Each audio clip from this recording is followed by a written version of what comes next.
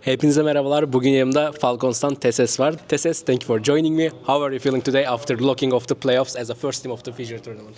It feels great. I'm really happy to go 3-0 and also feel that we really played well. And yeah, right now I'm just super happy with how it was. I had a chance to talk with Zonic, I had a chance to talk with Kixan, and everybody's saying every game counts because of the VRS point system. How do you like the new VRS system? Do you like it, or is it more tough right now? It's definitely tough. It's very crazy right now how it is, and you see Maus is maybe even going to be out of the stage 3 of the major if all the European teams do good If here. Aura and G2 goes in, Exactly. I think Maus is on stage 2. Exactly, which is crazy to me because Maus has had a really good season already, not winning anything but having really good runs in the big tournaments where all the big teams are. But it's the name of the game right now, and we are just here to secure our own spot, and that's what we're here for. Okay, I want to ask a specific question about in-game comms actually, because we were talking with Kixan, and I know both Kix and Nico is actually very speakable persons in-game, and how do you create space for both of them in the same time? Because I feel like in timeouts, the Falcons that we knew when Kisuke first joined, it was a little bit shaky, but now you guys are doing everything very perfectly.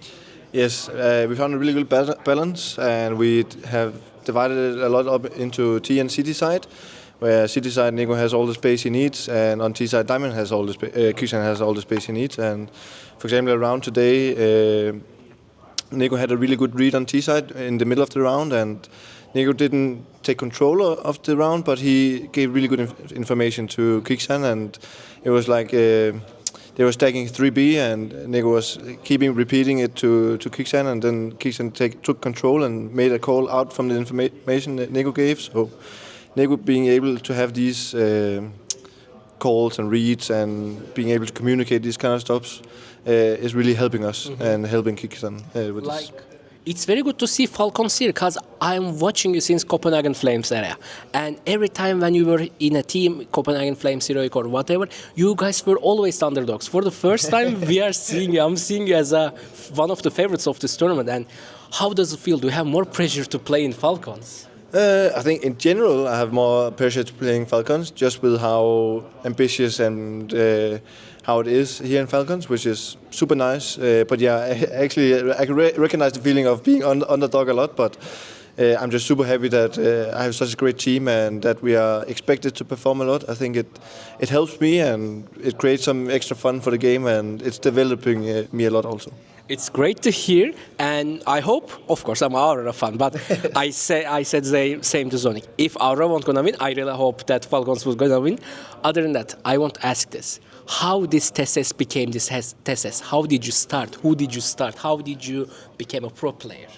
Oh, that's a long time ago. Well, I was very young, and I had a big brother on a small farm, and we only had one PC. And we're always fighting on who should be playing.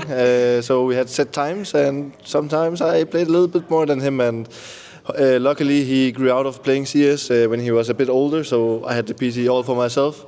And then I just started grinding through all my elementary school years and high school and stuff like this. So I just kept playing and playing. And one day I was luckily enough getting offer from Optic, and I went a bit up and down from there, and in the end I ended on Heroic for a lot of time. 5 years or something like yes, that. Yes, exactly. Yeah. And that place will always be like a little home to me, at least. Very happy what I went through that time.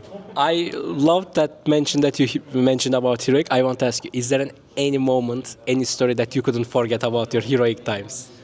Can be fun, can be sad. There's many stories that I'll never forget, but there's specifically one, and I think it's the major in Brazil we lost in the final. I think that one is the one that is the worst ever. It was mostly because it was a shit final, and we didn't play well at all, and they kind of just stomped us. So we didn't give the crowd what they deserve, and we also lost the major final.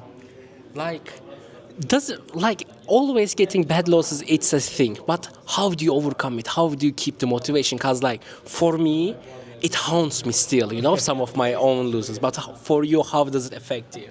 Yeah, I actually had this interview after Brazil major. I was remembering myself standing on the stage and looking at outsiders, VP lifting the trophy, and just seeing this stupid ass confetti dropping down on them and lifting the trophy. It was super annoying to me, and I just took all of this anger and fuel for me to get motivated, and ever since then I never stopped grinding, and I'll still remember. I still remember it to this day, and I'll probably still remember that as fuel forever. It's great to hear because like you got a loss as a fuel and like it motivated you. Then I want to ask you this: if esports games never came to your life, this thesis, what would you do right now? Have you ever think about it? Yes, I have thought about it, and I'm really lucky that I'm not in this position to do anything else because I have no idea what I would do. I think it would be some kind of businessman, salesman of some stupid stuff, but I'm not sure. But I'm very lucky with what I'm doing. It's great to hear. Do you remember what did you do with your first salary or like one of your first salaries or prize pool? You know. So I'm a Danish boy, and live on. I come from where the farms are, and they are known for saving up a lot of money and not using any. So that was what I did with all my paychecks. I was just saving. Magix gave me the same answer. Device gave me the same answer. Hooksy gave me the same answer. Like I feel like in Nordic you guys don't like to show off, you know? Like in different players, in different country players, we see Rolexes in their hand, you know? Travis Scott's in their shoes, true, but like it's true. everybody is so humble. And like, is it cultural thing? It's definitely a cultural thing, and in Denmark you kind of see if it's gotten a little bit better, but back in the days you would see someone showing off and everyone would kind of shit on him a little bit. It's gotten a little bit more normal now, but I think I still stand with those thing of not having a crazy expensive car or a crazy expensive watch or stuff like this.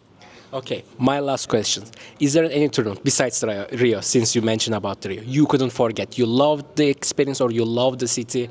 Is there any tournament? For sure. We had the home crowd win in Royal Arena in Copenhagen with the home crowd, and my family and my friends were there, and it was the most special. Peak of the game. Yes, that was crazy. Okay. Thank you for your time. Thank you for your genuine answers. It was great energy. Great to know you, Tesses. Tesses'le birlikteydik. İzlediğiniz için teşekkürler. Bir sonraki videoda görüşmek üzere. Kendinize çok dikkat edin. Hoşçakalın.